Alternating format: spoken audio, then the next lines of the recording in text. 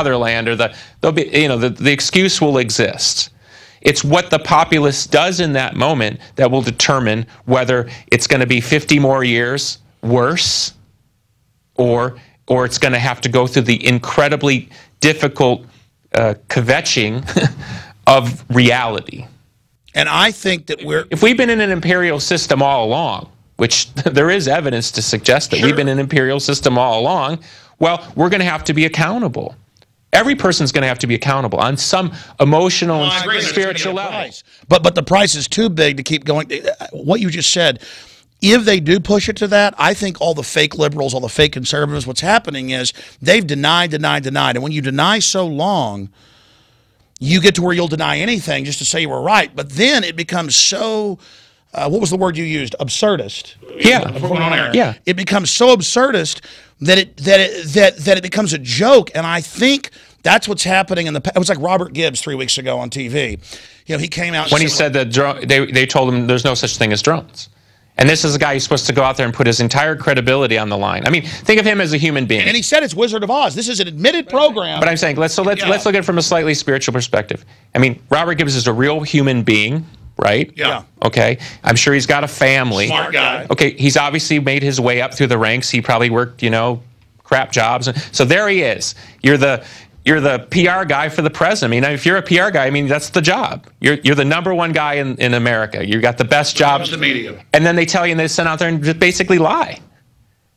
I mean, this guy's got to put his entire credibility, his entire career on the line and lie about something. And then why would he come out now and say it? I'm seeing more and more of that. Because it's like any other regime. He's thinking, I don't want to go down with this ship.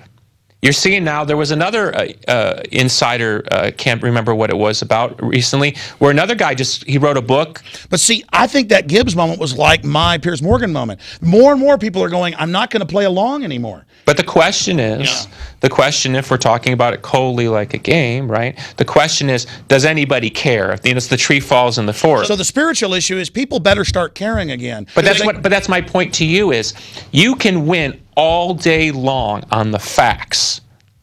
Okay, I once sat here and said, even if everything you say is wrong, I like the argument. Now let me reverse it. Even if everything you say is right, there is a segment of the people in this country particularly, and in this world, that we need to get on board.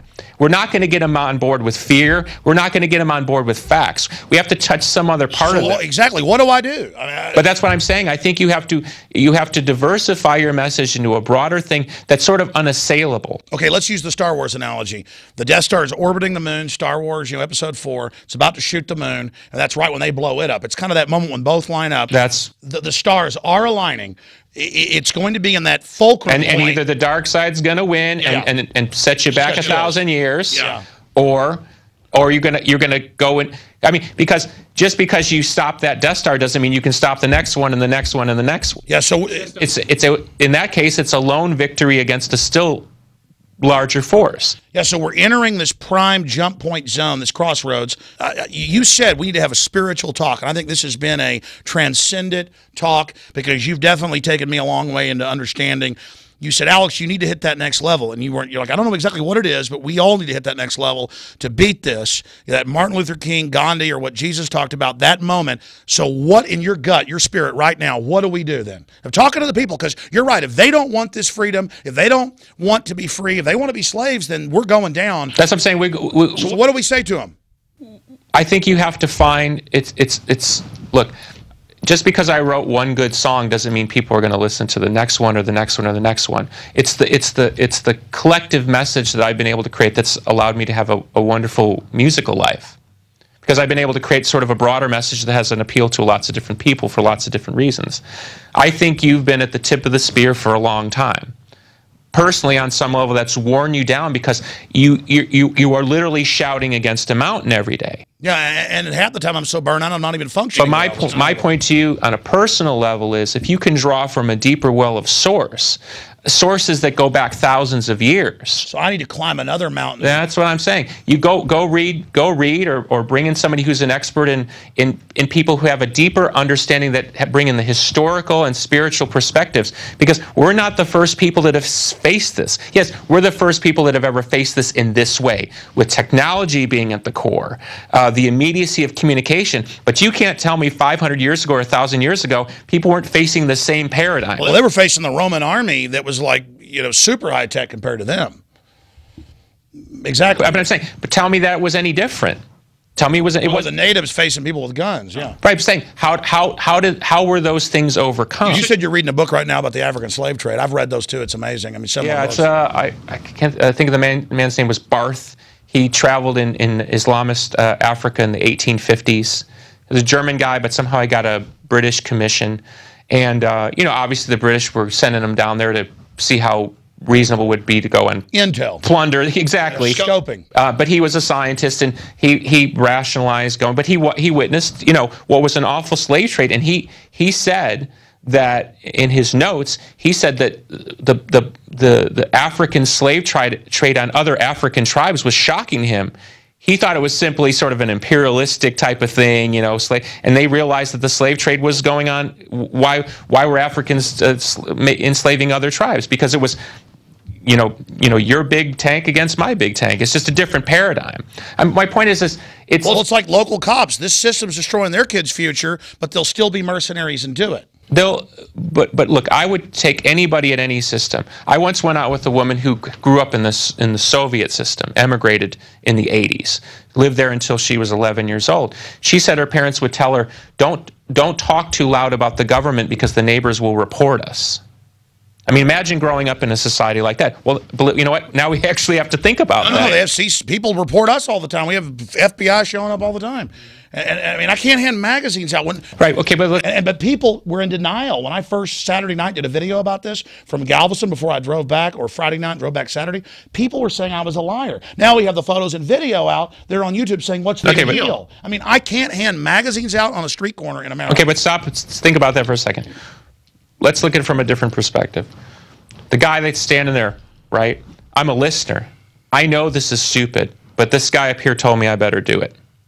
I meet TSA agents who are frisking me down, who are embarrassed to be frisking me down because they know my music and they know me, and they know I'm not a terrorist, right? And they're embarrassed. Why are good-hearted Americans willing to follow orders? Do you know what I mean? Why in other tyrannical regimes were those people willing to follow orders? I think you have to address those questions, and I don't think you can address them on the veracity of the fact, which is it's dumb. Okay, most people, if you sat them down at a table and explained the story, they'd say that's dumb. Okay, but this kind of dumb stuff's going on every day. Kids being expelled. Some kid said to another kid, 5 years old, something about shooting him. I mean, I grew up playing cowboys and Indians. It doesn't mean if a donut looks like a gun, they're kicked out. What about the bubble gun girl? Right, but I'm saying is I think you have to start getting into the mind of and I hear you say it, and I think it's a powerful message when you say, hey, you out there who think you're going to get away with this and they're not going to come looking for you at some point, don't be fooled, right? But I think you have to get into the heart and mind of what their motivation is. In wrestling they know that, but they're in the minute, they're scared. What they say in wrestling, right? The bad guy has to believe in what he's doing. So even the bad guy believes in what he's doing. He's been propagandized. I'm beating this kid down for America, or whatever they're thinking. You understand? I'm dropping this drone on a whole wedding party to get one guy. Collateral. Because I'm killing a terrorist. You have to get into that person's mind of why. Did you know they give higher medals to the drone operators than Purple Hearts? That's been suspended now, I've heard. Okay, but I mean, they're overdoing it. Like, you're such a hero.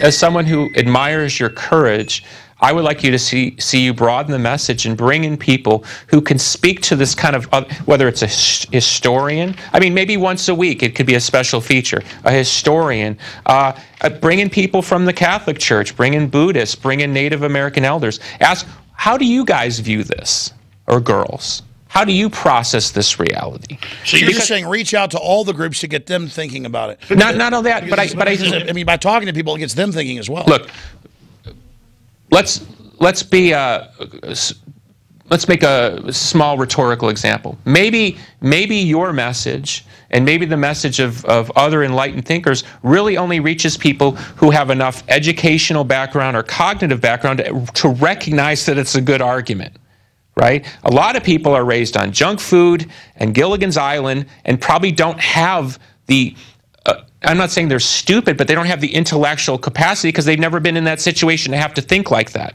A lot of lower classes, which I come from in my family background, they're predicated on survival, right? What was some of the way this last election was waged? It's survival. Hey, if I vote for this guy, I got a better chance of surviving than if I vote for this. And then he raises payroll taxes on poor people. It's too late now. Right? But I'm saying is, my point is you got to explain to somebody who doesn't necessarily think like you or like that why it's. So you're saying by getting all the other groups on and getting them to talk about it, that'll reach. I think you diversify the import of the message so that it resonates at a higher level, right? Most people believe in what America means, even though there's plenty of evidence to suggest we've killed and maimed plenty, right? There are people out there, veterans, who really struggle with why they went here. You know, I know one kid who struggles with why he went over to Iraq. And the power structure knows that. They get them when they're 18, knowing later they're going to wake up, but by then they're now listed as the terrorist. What do you think about them saying veterans are the #1 terror threat? I find that probably of all the things you talk about, I find that to be one of the most disturbing. It's bizarre. Well, I mean, it's over the top. It's interesting from this perspective. Look, you know, you watch the basketball game, and there's the commercial for the whatever, the Air Force, and it's like a video game, drones, and it looks like I literally think it's a video game commercial until I realize it's for the Air Force or something. They're blurring it. Right, but they're bringing these people in, believing a set of ideals, which is consistent with, American greatness or something. And freedom. Right. Okay. So let's say you believe it, and nothing I say or you say would change their mind. America's the best, and I did this for a reason. I serve my country. Well, now we have a lot of evidence to suggest that they're not being supported when they come home. The Veterans Administrations, all this kind of stuff, right? And even like them not allowing them to show the coffins when they come back. All that kind of stuff, right? Why are they flipping that narrative? Because that's a pretty big flip from you're a hero, applaud the troops, to you can't even now we don't trust you with a gun. Wow. Or I saw that clip where the city councilman objected because there was a guy who was a veteran, had a right to carry. And did you see that clip? Yes. And he got up and left because he said, I don't want to be in here. And the guy was not breaking the law. He's a veteran. You know what I mean? They want to send him to foreign countries to kill people, but now when they have that right to defend themselves and have a Second Amendment here, they don't even want to be around it. It's like, but again, the technocrats want to send him to kill, but now they're scared of it. But again, I'm just using this as a point to illustrate what I'm talking about. What's the higher perspective on that? Why do we sell somebody so hard as a hero, and then what propaganda do we need to use to believe that they're dangerous? It's like spiking a cannon after a war. They're decommissioning a weapon. Right, but why do they need to do it that way? That's why I'm saying I watched that trend. Yeah, why are they? Because it's waking people up. I think the establishment has been very smart and professional in the past, but I think they've been smoking their own dope. I mean, more and more, because I always heard the argument that the elite are crazy, and I'm like, oh no, they've got it all together. Why do you think they're doing it? That's a really good question. I think that's a very real question. I think the speed of information, even to the let's say you're in American intelligence, and you're actually sitting at the top of the data heap, and you can see where it's going, and you're talking to the guy who's predicting what it's going to be like in 20 or 30 years. I think even if you're that guy or that woman, you're sitting on top of that data heap, I think the speed at which this is moving is probably almost beyond human conception. I agree, and now there's so many angles. They can listen to all our phone calls, but they don't have time to listen. If you're talking to a veteran who feels like, hey, I serve my country, I don't break the law, I don't smoke weed, I don't do anything. I go down to a local bar, have a couple on Saturday, You know, I got kids, I got a good job. Why are you demonizing me? I think you have to appeal to them beyond just the fact. That's what I'm trying to say. Like you don't deserve that. Look, you could put 10 people in this room, and you could tell them the most honest thing in the world, and 3 of them wouldn't believe you, right? Yeah. Okay? But we need those people. We need everybody to want to turn this country around, right? Because I certainly, we don't want, look, we can sit here and talk all day about, you know, Rome and this and, you know, the Third Reich that and whatever, but if this country ends up in some kind of scrap heap, okay,